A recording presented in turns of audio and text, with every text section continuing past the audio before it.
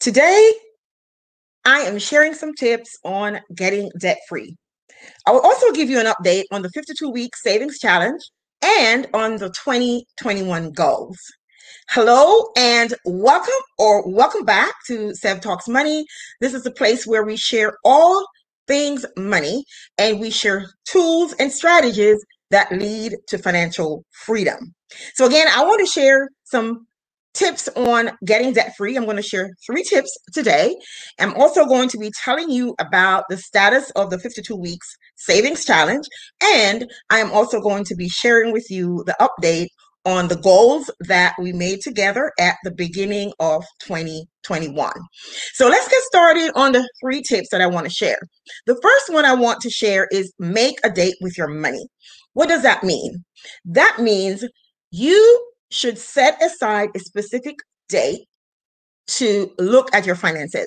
Whether you want to do this on a monthly basis, a quarterly basis, or a weekly basis, or whatever way that makes you comfortable, that's going to give you a good picture of your finances.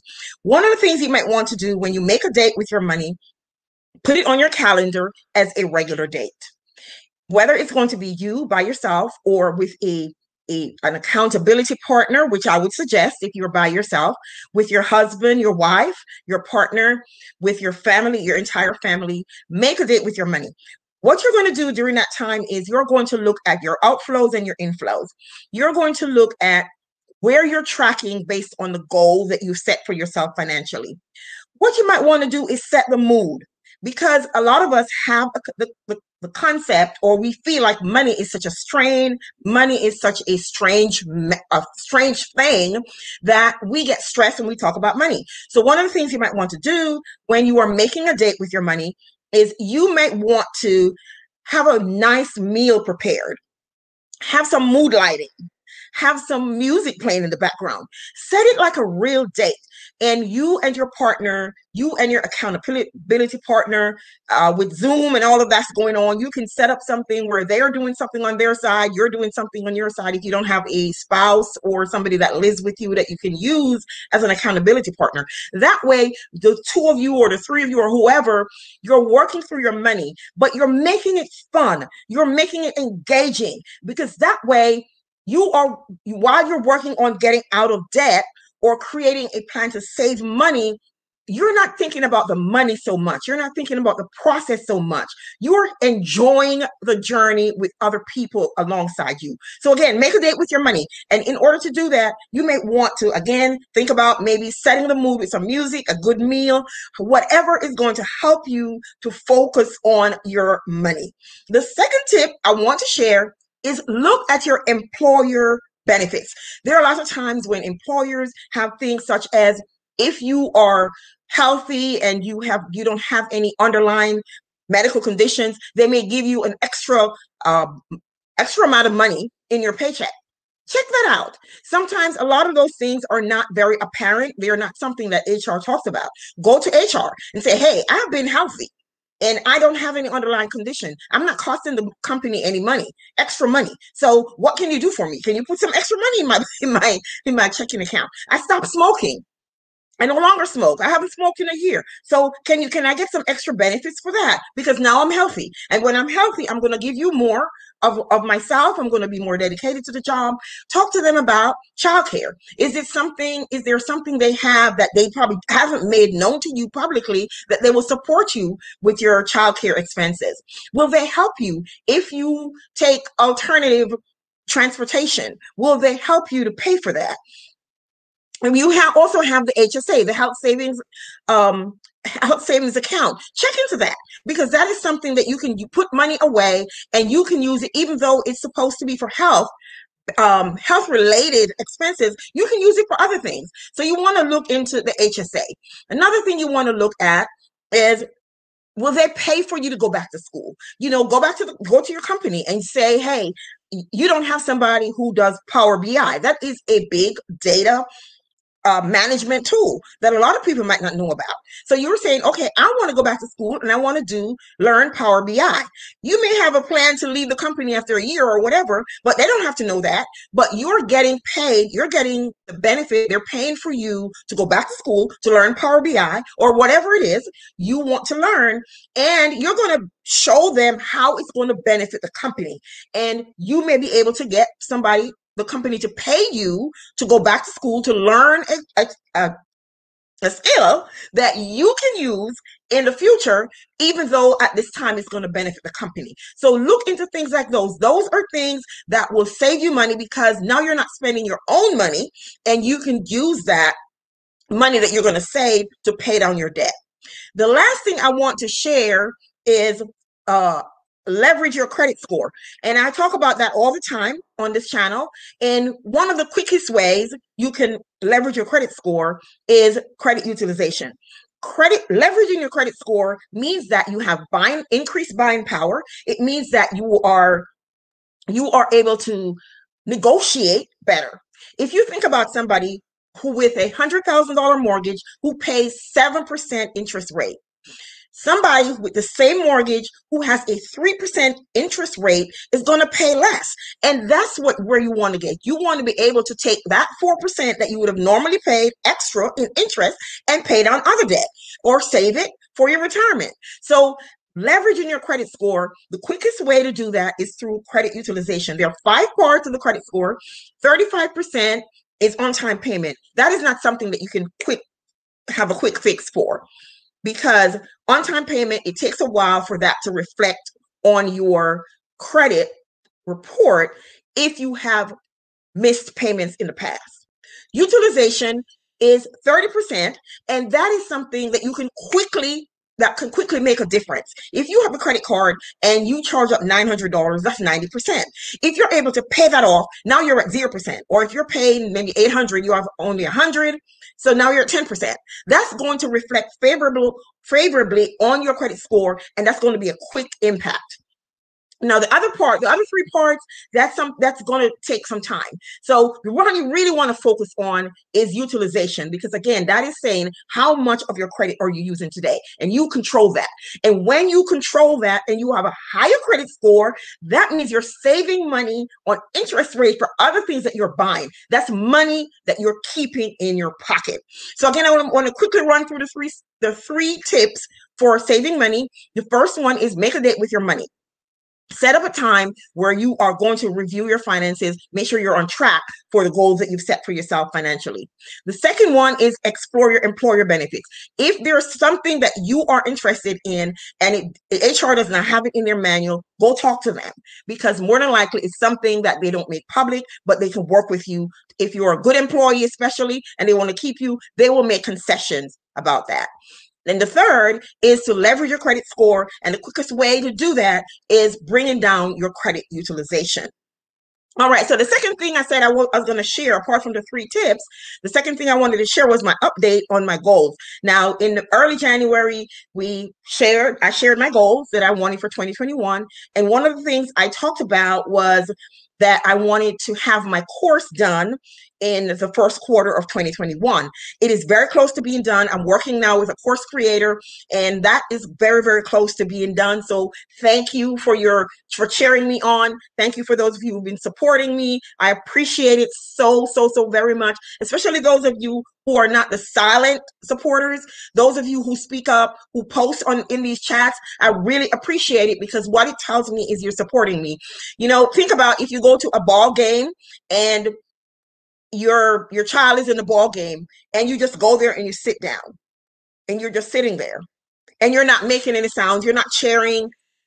The support is not the same. So for those of you who speak up, who write in the chat, who write in the comments and encourage me, I appreciate you more than you know. I really do appreciate you, because the silent support is great, but when it's vocal, when it's spoken, when it's written, it says a lot more about your support of me, and I really appreciate it. So thank you again. So that's the second thing I wanted to share, is that the course is on its way, and hopefully I'll have that in place by the end of April. All right. So then the last thing I wanted to share was the 52-week savings challenge. And most of you know that I have two, and I'm going to go ahead and share my screen. Share my screen. I'm going to share my screen here. And many of you know that I have the 52-week savings challenge, and I have two separate savings challenge that I want to that I'm wanting to share with you. And the first one is, well, let me go to the first one. This is the second one. The first one is this one here, where I am saving. It's incrementally, I'm saving $1 each week. So the first week, $1. Second week, I'm saving $2. The third week, I'm saving $3. So it's increment for each week of the year. I'm adding an extra $1. So we are in week 13, which means I should have $91 saved on here. As of the last time we met, I was up to $45. And so as of now, I should be up to $91. And then on the second one, I am saving $2,500. And this one is to publish my book. $2,500 I'm saving. And as of the last time we met at the end of February, I had saved $200. So I am going to I'm going to mark off some additional amounts, and I'll tell you why I'm marking those off. So I am marking off up through, even though we're on week 13, I'm going to mark off up through week 14, and I will tell you the source of that money in a little bit. So I'm up to 105 on this challenge, and I'm going to go over here, and I am going to mark off all of these, which is $870 in total. So 870 plus 2, that's 1,070 that I've saved on this one. And this one I've saved up to 105. All right, so I'm going to stop sharing and tell you where that came from. So the first, as of last time, I had the 245, which is still here. Let's see, can you see that? 245, which is still here. And I told you that one of the things I wanted to do was teach accounting. I'm not quite teaching, I'm a teacher's assistant. And one of the jobs that I did, I got paid yesterday, no, April 1st, or no, March 31st, I got paid, and I got paid $902, and I meant to log into my account so you could see that. So let's do that real quick. And that plus I was able to get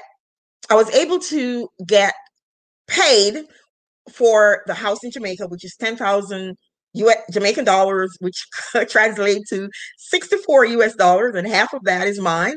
So the 902 plus the 32 brought me to $935. That's the reason why I was able to mark off as much as I did. So I'm going to go in here and log into my account so you can see the what I got for this thing that I did with.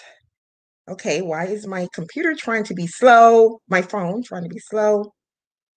And okay, here it is. So, wow, I'm going to figure out a way to show this. This light is too bright. Wow, I don't think, oh, here it is. Here you can see that. There you go. So 902 is what was deposited, and I am using that to pay on to add to my savings, my special savings. And of course, I'm going to be tithing off of that, but I'm using that to pay down to a part, add to my savings. And that is why I was able to mark off as much as I did. So quickly, I just wanted to share those 3 tips about being debt free. And then I also wanted to let you know about where I am in my 2021 goals and in my savings challenge. So let's see. Beverly Harper is here. Thank you, Beverly. She said most people would spend that extra money instead of saving. And I'm so glad that I've gotten to the point where I'm thinking of my 85-year-old self, and I am saying to myself, the average life expectancy in the US is 80 years. And I don't want to spend all of my life paying debt or living a lifestyle that I can't afford. And so that's the reason why when I get money like this, I am making sure I plan it, strategize as to what I want to use it to do and how I want to pay down debt.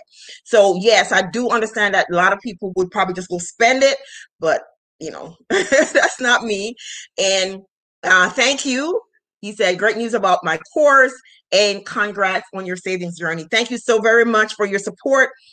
And again, it's about strategizing, sitting down, making the plan, and what do you want to do? What do you want to achieve? Because I don't want 10 years from now, 20 years from now to be in the same position financially. I want to be able to finish paying off my student loans. And so I have an aggressive plan for that, which I haven't really shared and talked about a lot here, which I probably will do that soon. But I haven't talked about my student loans and that journey a lot. But I do have a plan to aggressively pay down my rest of my student loans as I did before. And so that I'm debt free. By the time I fully retire, I'll be debt free. And I'll really be able to enjoy my retirement and not have to worry about how I'm going to get money to pay for debt. So thank you again. And I will see you guys. I will see you on Sunday when we share another session on being debt free. Thank you so much and have a wonderful afternoon.